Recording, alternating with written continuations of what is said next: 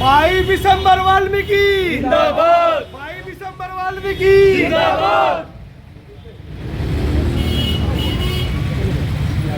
जो बोले सो निर्भय,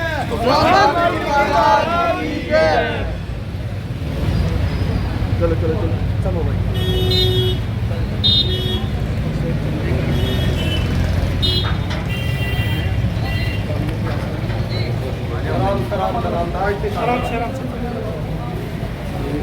पूरी टीम के साथ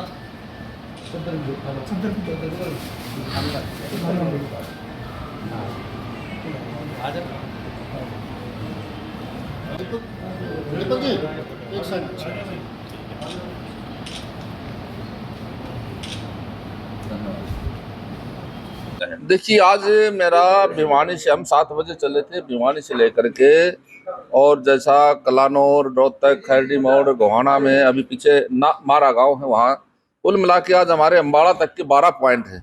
और 12 पॉइंट पर हम जो समाज के लोग हमें मिलेंगे, हमारे कार्यकर्ता हमें मिलेंगे और हमारे मित्र लोग वहाँ मिलेंगे, तो हम उनका धन्यवाद करने के लिए आज मैंने इस रास्ते से मेरा कार्यक्रम बनाया।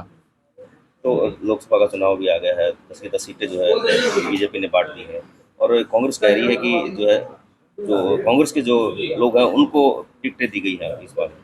देखिए, हमने तो 10 की 10 बांट दी है, कांग्रेस भी तो बताए ना उसने कितनी बांटी है।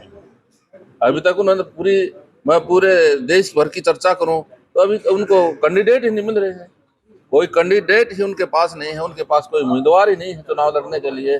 सब भाग रहे हैं, एक दूसरे का नाम ले रहे हैं। मुझे पता है कांग्रेस का क्या हाल इस लोकसभा चुनाव में होने वाला है। लेकिन विधानसभा चुनाव की तारीखों का ऐलान हो चुका है, समय कम है चुनाव को लेकर। आपको मंत्रिमंडल बदला गया है, विस्तार किया गया है, तो उस कितने समय में कितना बदलाव मानते हैं कि ठीक है, कितना काम हो सकता है उसमें? देखिए, ये समाज 2014 से जब मैं पहली बार विधायक बना तो वाल्मीकि समाज 2014 से भारतीय जनता पार्टी के साथ रहा है, और आगे भी मुझे पूरी उम्मीद है, मुझे पूरी आशा है ये वाल्मीकि समाज भारतीय जनता पार्टी के साथ रहेगा, और चाहे वो लोकसभा का चुनाव हो चाहे वो विधानसभा का चुनाव हो। नहीं, समाज की बात एक अलग, अपने कार्यकाल में कितना काम कर सकते हैं क्योंकि समय कम रहेगा। बिल्कुल आप देखिए, समय कम रहेगा, समय के हिसाब से हम प्राथमिकता बनाएंगे काम की, कौन सा काम इस समय में होने वाला है पहले हम उसी काम को करेंगे, चाहे वो सड़कों का काम हो, चाहे कोई पब्लिक हेल्थ का कार्य हो, चाहे कोई इरिगेशन का कार्य हो, चाहे कोई हेल्थ का कार्य हो। हिसार लोकसभा की बात करें तो 3 चौटाला परिवार से 3 उम्मीदवार आ गए हैं।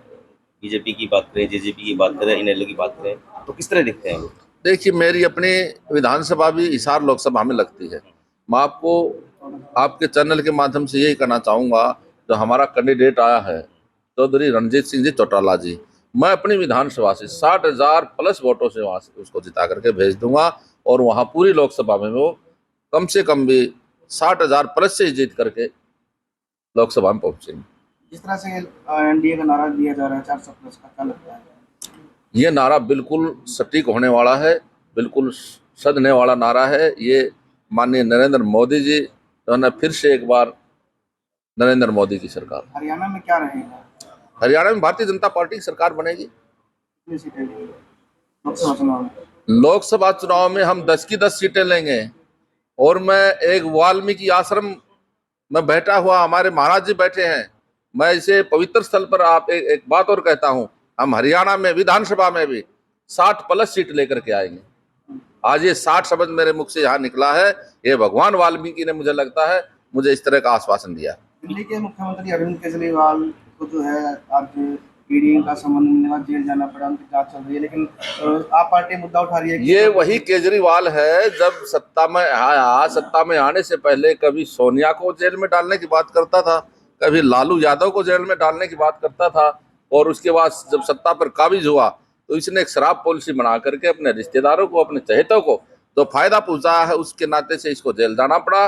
जो जैसा करेगा वैसा भरेगा।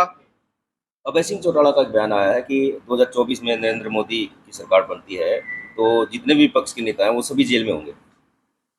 देखिए, अपनी बात कहने का सभी को अधिकार है, ये स्वतंत्र भारत है, इसमें हर आदमी अपनी बात कह सकता है। जो बात उसने कही है, मुझे लगता है वो बातें ठीक नहीं है, ऐसा कुछ नहीं है। नरेंद्र मोदी पूरी 36 बरादरी के सारे समाजों के सभी प्रदेशों के नेता है, और प्रदेशों में वो दूसरे देशों के भी नेता है। G20 में जो है आपने देख लिया, पहली बार ऐसा हुआ हिंदुस्तान के अंदर, क्योंकि 20-20 देश यहाँ पर आए हैं और जो आकर के नरेंद्र मोदी जी के चरण छुए हैं जिन लोगों ने, जिन बादशाह ने, तो मैं सल्यूट देता हूँ ऐसे प्रधानमंत्री जी को। बीजेपी में जो चंदा आया उसको लेकर सवाल उठ रहे हैं लगातार। चंदा बीजेपी में क्यों आया है? सभी पार्टियों में आया है। 20,000 चंदा था, बीजेपी में तो 5,000 की बात सुनी जा रही है। बाकी चंदे की तो बात आप पूछिए ना उन लोगों से कहाँ है, और उसका लेखा जोखा सामने है। कई कंपनियां तो ऐसी हैं जिनकी कमाई इनकम तो 10% का चंदा दिया गया, उसमें 40% का। देखिए ये मेरी जानकारी में नहीं है, मैं इसके बारे में कुछ नहीं करना पाऊंगा।